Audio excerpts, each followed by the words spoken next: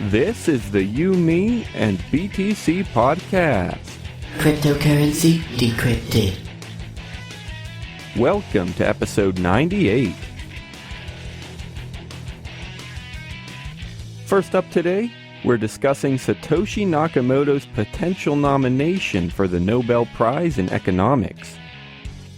We're definitely excited for this possibility, but Tim's not too sure that Nobel Prizes are all they're cracked up to be. We'll also discuss a rule that may have been broken that could disqualify the nomination. Then after that, we'll chat about some new blockchain tools from Microsoft. It's great to see a tech giant taking an interest in blockchains, but we want to make sure that it won't dilute the real benefits of crypto.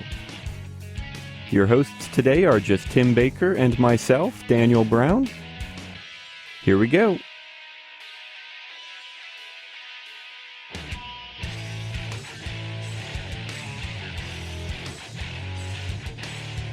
Ladies and gentlemen, episode 98 of the You, Me, and BTC podcast. Thanks for joining us as always. I am Daniel Brown, and I'm here with Tim Baker for take two. Yeah, Tim screwed up as usual, so this is take two. Just take two of the first minute or so. Tim, have you come up with any crazy ideas for the 100th episode? We are really close, and we need something absolutely wild and crazy. Well, since you asked me this, right now, and I wouldn't be able to figure out normally, but I'm feeling especially witty right now, so I'll just whip this out real quick, is that for our 100th episode, everyone should donate in total. I mean, you don't have to do it individually. Don't feel like you individually have to donate 100 Bitcoins, but there aren't a lot of you guys out there. Let's not kid ourselves. So a few of you are going to have to pick up the slack. Some of you early adopters who just have too many of these things and are just spending money on things you shouldn't be, give them to us so that we can spend money on things that we shouldn't be. But let us treat ourselves for a little bit for doing this 100 times and for me having to talk to Daniel for this many times. Well, yeah, actually, I mean, you say there aren't many of them out there, but every week I am surprised with the numbers we get. Usually, I mean, there's, obviously variance and everything, but usually I tell people about 500 downloads per show. That I think that's pretty accurate. Our statistics have become more accurate when we started using some new systems and stuff. And I think it's a good number, about 500 per show. So if you think about it, that's a fifth of a Bitcoin per person to get us up to 100 Bitcoins. So, yeah, I mean, if you want to give us 100 Bitcoins, I'm not going to stop you. But, yeah, send us all your money, 0.2 Bitcoins, and then as much more as you can.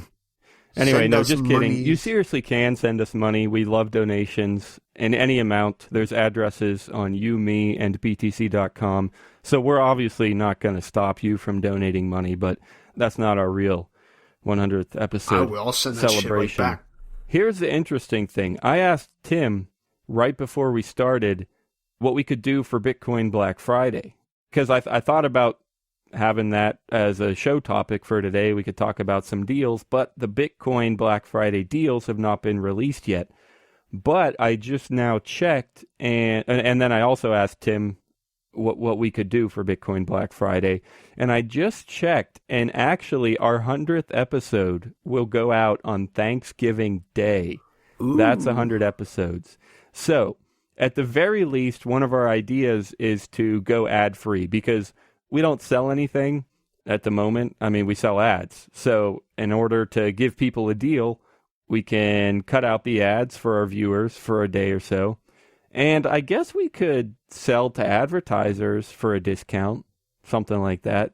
I don't know. We'll think about stuff like that. But let us know. That's the biggest thing here. You don't have to send us 100 Bitcoins unless you want to. But what you should do, absolutely, seriously, whatever, is let us know if you got any crazy ideas.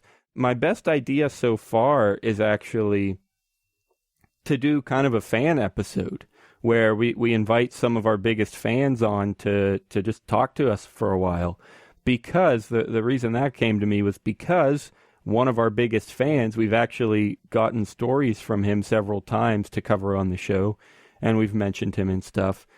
that's Cyril Blanc, or Blanc if you want to do it a little bit Frenchy, although my French accent is terrible.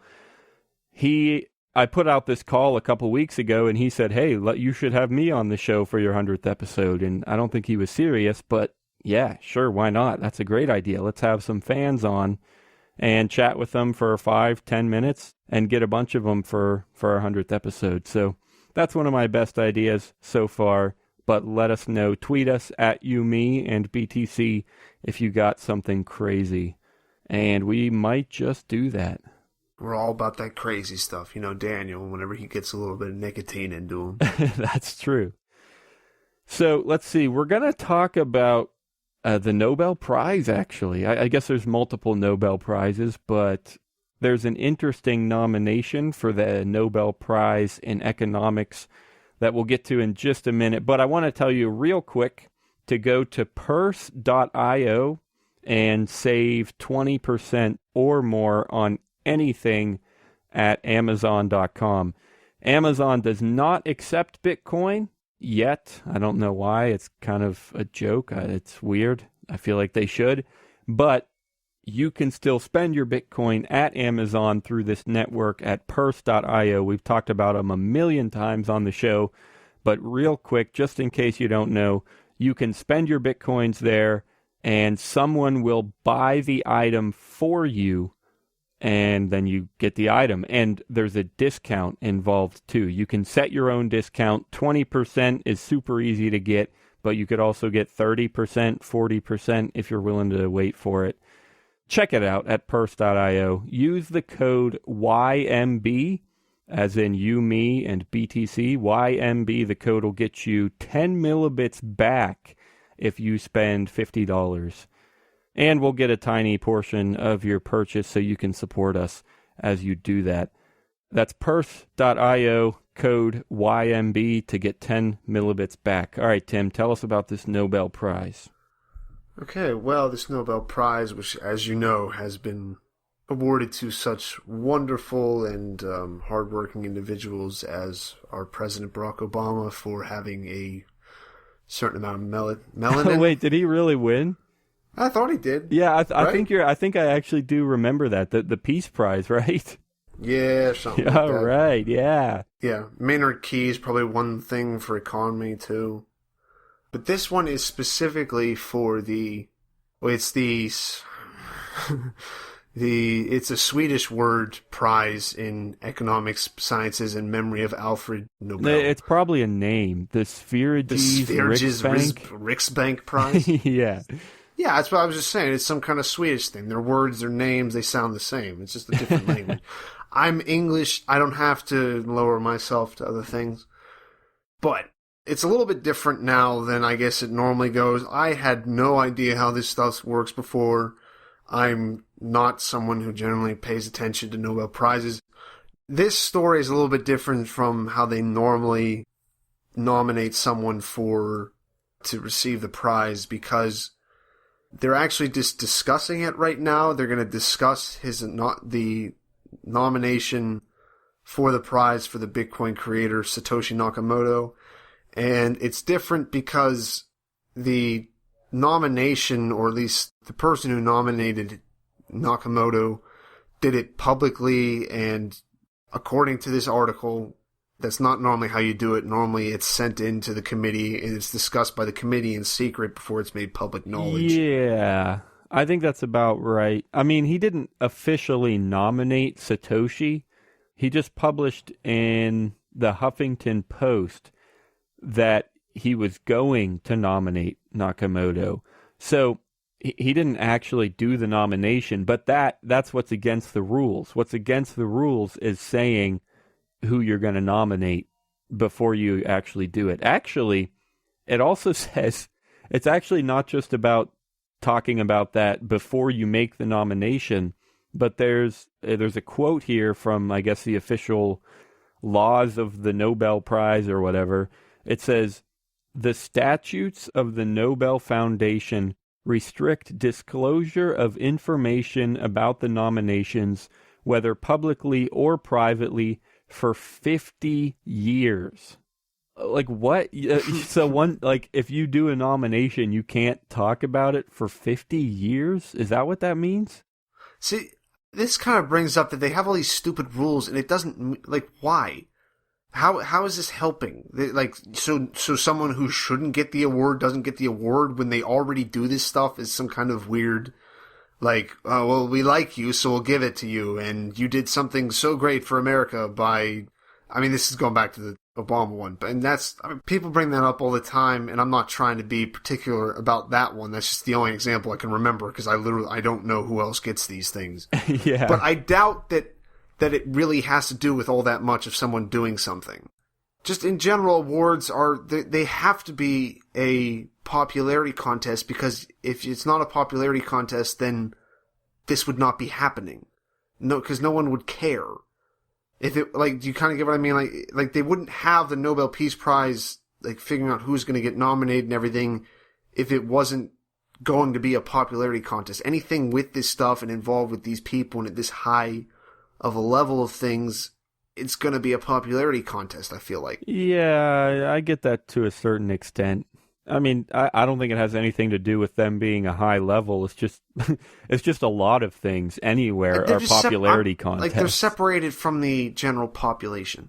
Yeah, well, I agree. I agree that they're definitely like a higher level, like let's see, what does it say? The Royal Swedish Academy of Sciences, the Secretary General of that organization, and like we said, this Prize of Economic Sciences in memory of Alpha. Yeah, it's high level stuff. You know, these elite academics who can give out prizes like this and get tons of money from universities and stuff. Yeah, I definitely agree. It's like they're high level people, or at least they claim to be. They feel like they are. They act like they are. But what I'm saying is, I don't think that's what makes it a popularity contest. I think that's just that's just human nature. I mean, if you're going to give away a prize, you're going to pick somebody that you really like and that other people really like, things like that. But anyway, yeah, no, I guess what I would say also here, though, you know, of course, it's kind of dumb. It's kind of like, well, yeah, well, why do they have these rules? Why are there all these nomination processes? Why do they feel like they're great high-level academics, whatever? Yeah, I get there's a lot of dumb stuff there, but at the same time, like, they're not really hurting anything. They're just kind of dumb. Like, they're not like, they're not paying out the prize with tax money or anything. They're just like, oh, hey, let's pick somebody really great and give them a ton of money. And actually, that's an interesting question. I think I'm relatively certain that there's at least a little bit of money involved here. Well, how do you give that to Satoshi? That's the other thing I was going to bring up, that even beyond it just being weird because the guy nominated him, how many pseudonyms get nominated for this? It has to have happened before, I would think. I think that's a good question, but I don't even know. A group, or like, how does that even work? All right, let's do it. Check it. All prizes in economic sciences. Angus Deaton, Jean Tirole. Here's a group here. 3 people won it once for their empirical analysis of asset prices. I don't know how I'm going to know if any of these are pseudonyms. I don't know. I would be surprised if a pseudonym, or not really a pseudonym. I mean, a lot of people go by pen names or whatever, but I would be surprised if an unknown person won before. That would surprise me. But it looks like, I guess, groups can win sometimes, or multiple people. Oh, there's one for John Nash Jr. Maybe it's his son, but wasn't John Nash the one in A Beautiful Mind? Yeah, I think so. Yeah, but I'm guessing it was his son because it's from 94. I don't know. No, he didn't die that late. I mean, he died in 2015. Okay. Anyway, so yeah, that probably was him. I don't know. Who else? Like, what other pseudonyms or who else has been anonymous? Yeah, and like really accomplished things. Like they're not going to give a prize to the group Anonymous, and who else is there? Like Benjamin Franklin wrote letters as Silence Dogood, didn't he? Like, or Silas Dogood. Did he win a prize? Well, I mean, that stuff doesn't happen very often, is all I'm saying. Yeah, the little bit that I did see was that a Nobel Prize, I think, was awarded to a few authors in their pen name instead of their real name. Right, but that's different. That's not really anonymous. It's just a pen name. Yeah. Anyway, so how did we start that? Oh, we were asking how they would award him a prize, and I don't really know the answer. I guess maybe, you could look up the original Bitcoin address and send some Bitcoin to that address, the Genesis block. Yeah. I doubt they would actually do that, though. Maybe he'll win just because the Nobel people will be like, oh, well, if we elect him, then we won't have to actually pay out a prize. Yeah, let's pick him. Anyway, well, I don't know, but I guess another thing I was trying to get at, but I don't think I made it all the way, was just that, yeah, this is kind of dumb. There's some weird, quirky things about the Nobel Prize, but at the same time, it is pretty cool, right? I mean, if people out there are saying, wow, this Satoshi guy or girl or group or whatever, he, she, they really did some interesting stuff. The quote here from the person who might nominate Satoshi says, Nakamoto deserves the prize because his invention, Bitcoin, is nothing short of revolutionary. And okay, I think that's pretty cool. I'm glad people are recognizing that and willing to put it, not just recognize it privately, but they're willing to say, hey, I'm going to go tell this elite academic community that Satoshi is frickin' awesome. That's kind of cool, don't you think? Yeah.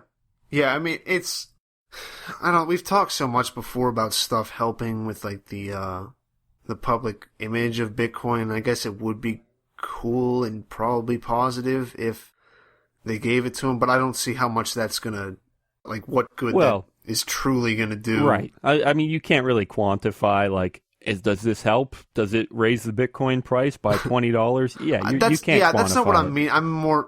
I was more meaning the, like, acceptance of it as a legitimate thing, but I think we go back to that not being, like, that's not really an issue anymore. Anyone, like, most of the people who are going to accept it probably accept it. And the Nobel Prize thing I don't think is going to win anybody over, though. I don't know. I honestly don't know if I agree with that, because, I mean, maybe not specifically. There probably aren't people, and not very many people, who are going to be like, oh, wow, he won the Nobel Prize? Well, I guess you're right. I should go buy some then. It won't be that blatant, but I think there are tons of people, actually, who would be like, oh, maybe, okay, that's interesting. He actually won the Nobel Prize? I guess I should look into this and see what it is. I think that would happen a whole lot. Why? Who is out there, like, what brand of nerds are out there going, oh, wait. No, that's the point. Am I gonna take no, that's the point. It's not nerd. Well, it's not tech nerds. It's economic nerds or science nerds or whatever. It's people who... I don't want economic nerds. They're a bunch of Keynesian faggots. Okay, exactly. So they're Keynesians, and all of a sudden they hear that this guy won the Nobel Prize, and they're like, huh, maybe that's actually worth looking into. I think that's exactly right. But another thing is I don't think it would just be nerds. I mean, somebody could hear, a 25-second news clip on CNN or whatever where it says, the creator of the cryptocurrency, new digital currency Bitcoin, has just been nominated for the Nobel Prize in economics. They are going to vote in a month and we'll know who wins. Like, that could be the entire news piece. And I feel like there are tons of average Joes who could watch that and be like, oh, wow, I've heard about Bitcoin. I guess it seems like it's kind of legit. Maybe I should look into it. Yeah, I mean, I guess at first, I don't feel like it's going to make a difference, and like a discernible difference, but you were right saying that you can't really quantify that. But when you do say it, like the one person sees it finally in the news, some kid scrolling through Reddit sees it. But even just that post on Reddit does something like that too. Yeah, so I guess that's the idea. It's not going to instantly convert 1 million people, and we're not really going to be able to quantify anything. But I think it will be interesting and attractive to a whole lot of people. That's all I kind of think. Join the club, join the club, join the Bitcoin Talk Club. Interested in Bitcoins or altcoins? Love chatting? We are the place for you. BitcoinTalk.club is a new forum sensation coming to a computer near you. Whether you're a professional coin developer or someone that wants to know more, our doors are open for you. We are looking for people to join and help build this forum into a one-stop knowledge base for everyone's needs. We're looking for you at BitcoinTalk.club. Join the club. Join the club. Join the Bitcoin Talk Club.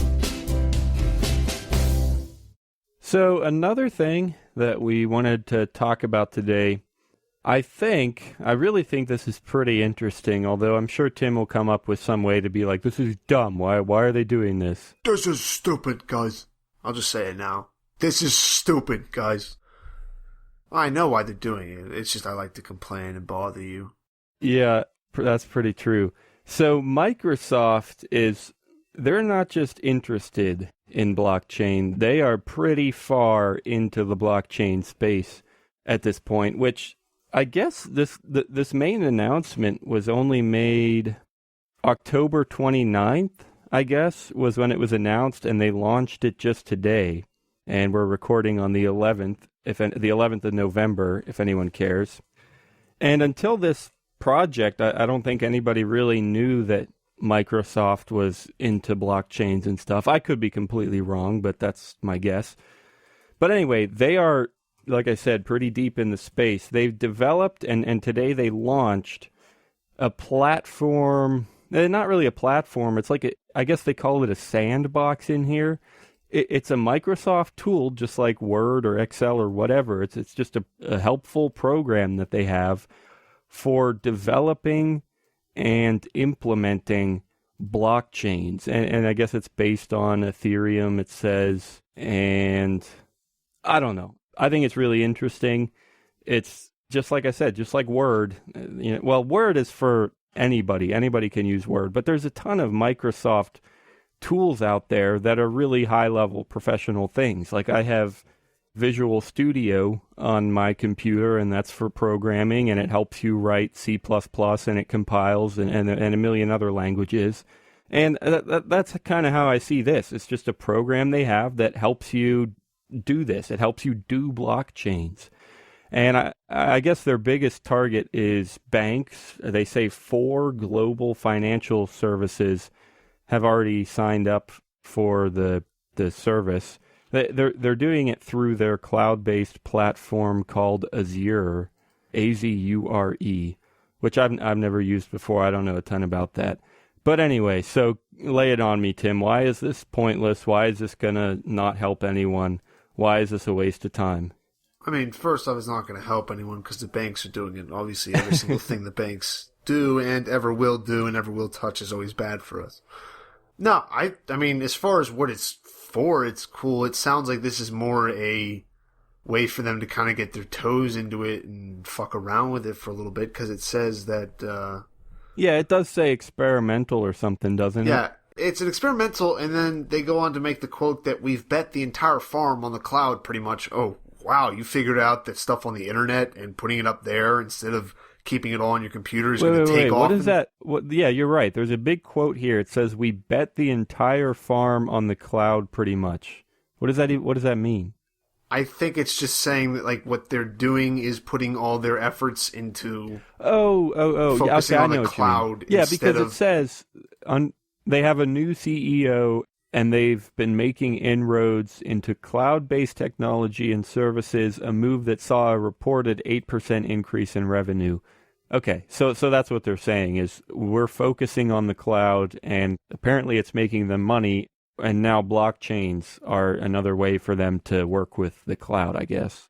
Yeah, so they're going to put more money into it, even though they're kind of acting like this is some huge, like, amazing step, which... I mean, it's a step, but it's still at the level of the banks are going to fuck around with it for a little bit before they figure out what they actually want to do. I guess I agree with that. I mean, we've had this conversation a million times about, is it helpful for the banks to have blockchains? So we don't have to do this whole thing again. That's not even what I'm talking about. I'm talking about this particular thing is supposed to be experimental, so it's like they haven't bet everything on the cloud yet. If they were betting everything on the cloud, well, they would have. No. They would have put like that quote is referring to like their entire cloud-based you're right, technology and services. That quote's not referring to just this platform. I guess, what is it even called? I guess it says they have two tools. Okay, it says there are multiple tools that will be offered to Microsoft clients. They include, number one, Block Apps Strato, a sandbox toolkit to help developers experiment their applications before releasing it for adoption. And number two, Camp, a blockchain explorer tool that will help businesses develop their own blockchain applications. So those are the tools. Camp, which actually helps people create the blockchain applications, and Block Apps Strato, which helps them test it, I guess, or experiment with them.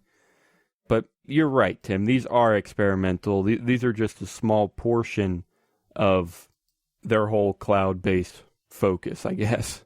But anyway, so I guess, were you saying it's experimental, and so were you just saying the banks are slow? Like the banks are going to take forever to actually use this? Is that all you were saying? No, because it's not the banks saying anything. It's Microsoft. I'm saying that I think they're being a little bit too, like, we've bet the entire farm on the cloud pretty much, versus just saying, like, that doesn't need to be said. Anyone who has any idea where anything is going. Oh my gosh, Tim. What do you mean it doesn't need to be said? Nothing needs to be said. They're just saying it but especially not this. You don't need to be like, well, Tim, we've really invested in some computer equipment to do this podcast. I guess. That's a completely separate thing. I think their point was just that we're profiting by working in the cloud, and so we're focusing on the cloud. I took it as something referring to something else. That's the only reason why I brought that's not the only reason I brought it up. I would have brought it up anyway. Oh my gosh. Anyway, here's I'll read a little bit more with some details here. Gray added that Microsoft templates will help clients experiment with the cloud-based blockchain platform without the need to have or build their own systems, a move that is likely to make blockchain adoption simpler and quicker. That kind of reminds me, well, like I said, it's like any tool that Microsoft makes, but that kind of makes me think of like their Access program, Microsoft Access, which Microsoft Access, if you don't know, it helps people set up a database and integrate a database with whatever they're working on, whatever. It's a database tool. But the idea is like Microsoft did not create the database or invent the database when they made Microsoft Access. They just gave people the tools to make it really easy to use databases. I don't, really easy is a relative term. Maybe Access sucks. Maybe real database people prefer other programs. I don't know. But it's a tool. That's all I'm trying to say. For the person who doesn't have specialized experience or training with it, it's going to be easier, I believe. To do databases, Access is going to be easier than if they were given some other kind of program, probably. Well, yeah, I think that's true. I mean, it's easier than just writing SQL commands in the command line, which I know you don't know what that means, Tim. But you're right. Microsoft Access is way easier than just straight up database.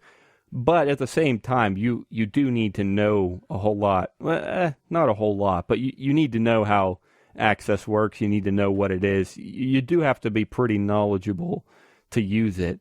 But you're right, it's easier than like in this example, using Camp and using Block Apps Strato is going to be way easier than building your own frickin' blockchain.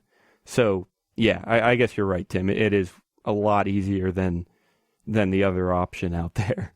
Yeah, and if nothing else, this is just a way for them to just play with it and figure out what they want to do with it. I mean, I'm interested to see what the banks do, what they're able to figure out is the best way to use something like this, and then they can design it a little bit better to just fit their needs, because I don't like it. Like, this is exactly what we talk about every single time, about it being a blockchain-like thing, and I think that's less of what, like, the wording doesn't need to be there, because that's not exactly what no, it actually is.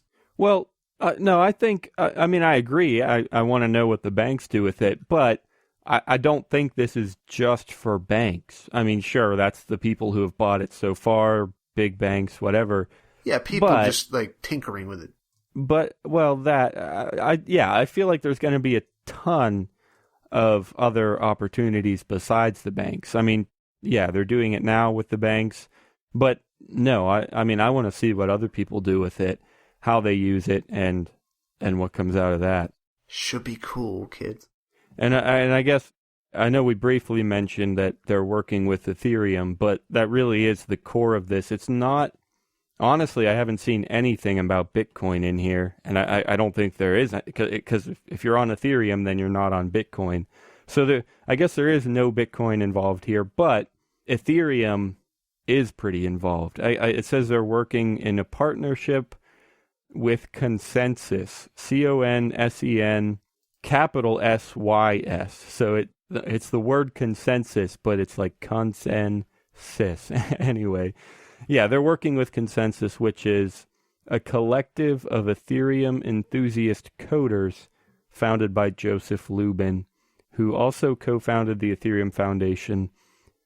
And that's pretty cool. I mean, if you're actually working with some pretty serious blockchain people, I think that's going to be a big help. I mean, if Microsoft tried to do this on their own, yeah, I mean, it's going to help to have Ethereum people. Absolutely. I mean, they could have done it on their own, but it would not have, I don't think it would be anywhere close to the blockchain type of system that we're looking for. I mean, I don't know. I don't know if I'm making any sense, but I guess all I'm saying is I'm glad that some serious crypto people are there to influence this project and make sure it stays kind of true to crypto. Does that make any sense? Yeah, I wouldn't be too worried about it being directed that way.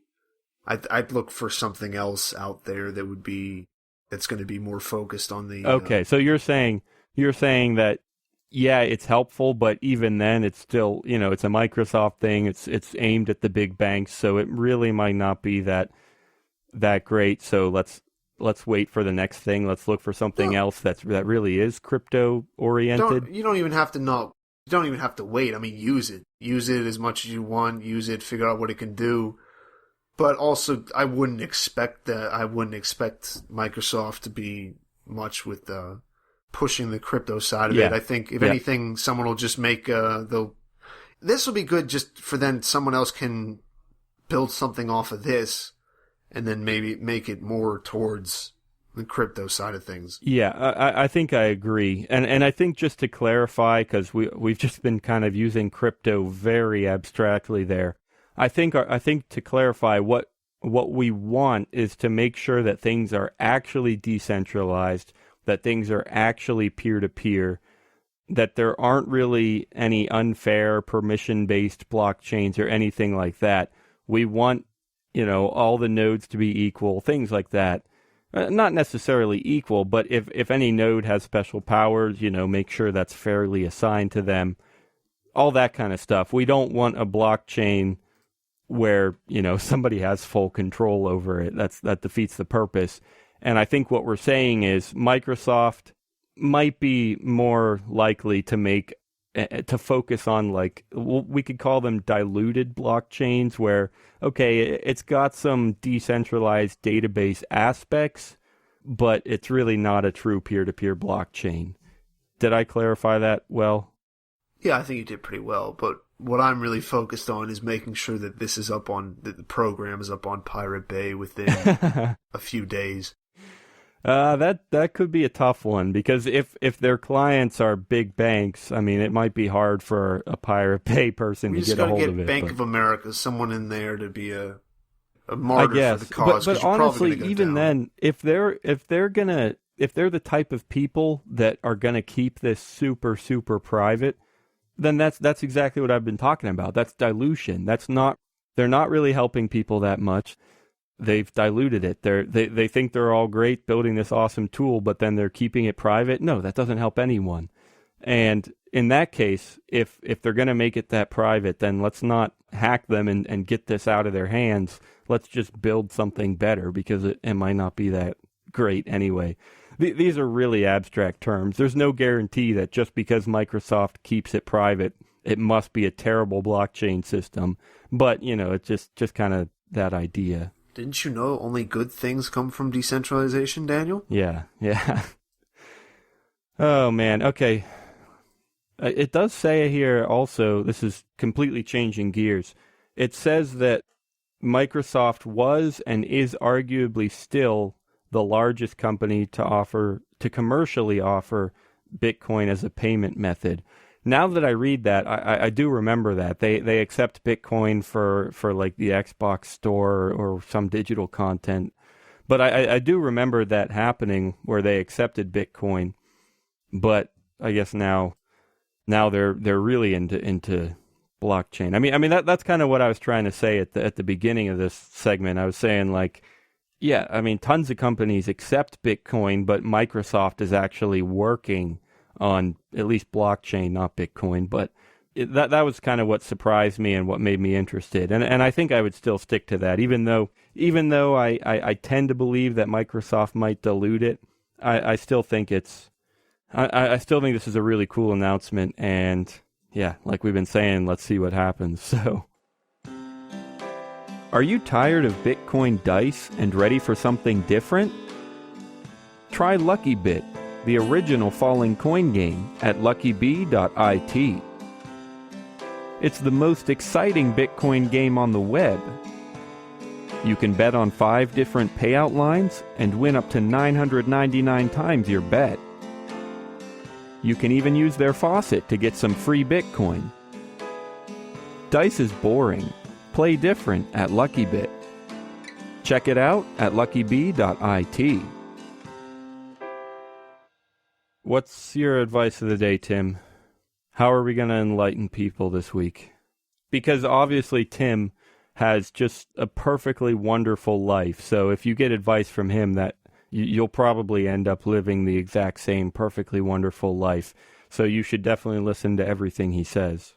Well, my advice, first off, is not to listen to people's advice, because generally the person that feels like they need to go out of their way to tell you some kind of amazing thought that they've had or inspiration they've had they think has fixed something in their life is probably missing something else about it. It's probably bad at the very thing they're telling you about. So anyone who tells you, well, I just want to give you this one piece of advice. I mean, sometimes it's cool if it's working with, like, if you're talking, like, I have this advice for, like, constructing something. But if it's advice on, like, how to buy Bitcoin online and then sell it in a correct way so that you make money or something like that, they're probably trying to steal stuff from you. My advice, don't kill yourself over the price bubble, I guess. That's one of the big things right now with how that's going. People are probably losing a decent amount of money. They're also gaining it too, so don't get too happy whenever you get really rich. Yeah, no, that's actually... Basically, just exist in a complete vacuum of apathy and just don't let anything ever affect you and you'll be fine, really. I mean, that's all you really have to do. Just be stoic. Yeah, no, actually, that's a good thing to bring up. Yeah, the price has been going crazy. And yeah, I guess exactly like you said, don't get too worked up about it in either direction. And also just use it as a reminder that, yeah, we say this pretty often, but yeah, we love Bitcoin, but it's still brand new. We still never freaking know what could happen. And yeah, I think that's some pretty decent advice. Buy low, sell high. My advice is, I guess I'll stick with the Microsoft story and just say not to dilute good things. And like I said, this is a conversation that we talk about every time we talk about banks and blockchains. We try to decide how good it is or how useful or whatever. But I guess I would still say try not to dilute it. I mean, a diluted blockchain is, I guess, better than no blockchain, but keep fighting for a pure, but keep fighting, not just for blockchains, but for anything. Just if you really believe that something is helpful and good, try and keep that as I guess I'll say the word pure. I feel like almost religious when I say that, but whatever. Like, just if you know about a good thing, keep it good. Try not to let the bad things creep in. Yeah, I guess dilution is better than no good things at all, but still keep pushing for, yeah, I'll say it, keep pushing for purity. Now, the racial podcast from Tim and Daniel. All right, you, guys. me, and nobody else. None of those non-whites. I don't really know where race got implied there, but sure, why No, not? I'm just talking about the purity. Just 'cause there's so much stuff going on right now, at least that I follow on Twitter, because I follow kind of troll accounts that just go after people. And with all of the Oh yeah, Anonymous did like the KKK project there's a or something. KKK thing. There was a whole troll thing where they got everyone to believe that the KKK was at Missouri University and was threatening to kill everybody. All right, that's our final advice. Don't join the KKK because Don't do it. You look like a retarded redneck. Just don't do it. No, I mean, I Be a just think, Nazi for God's sake. Grow some balls or something. I just think like their parties aren't that fun. I mean, they have some cool people, but their food is terrible. So yeah, don't join the KKK. It's a terrible idea. What do they have at KKK? What do they eat at KKK? I don't meetings? know. I don't know, Tim. Corn? All right, we'll see everybody next week. Tim's still talking, but I'm just going to cut him out because he's talking about corn or something. So we'll see everybody next week. And remember to check out youmeandbtc.com. Tweet us at youmeandbtc. Let us know what we should do for the 100th episode. If you're one of our biggest fans, tweet us and let us know. We can set up a 5, 10, 15-minute recording. I'm actually really interested in that idea. Daniel's just giving away airtime like it's nothing. If you're a giant fan, let us know, and we'll have a chat. Let us know what we should do for Black Friday, which I guess is the same day. Like I said, we'll probably do ad-free, but let us know if you have another good, better idea. And tweet us some haikus. See you next week, guys. Some haikus.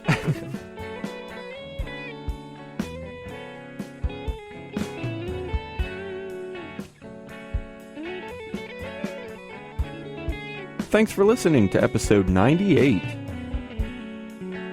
All of the music in today's show was from John Stewart. Remember to check out this week's show notes at youmeandbtc.com and leave us a comment. We'll see you next Thursday.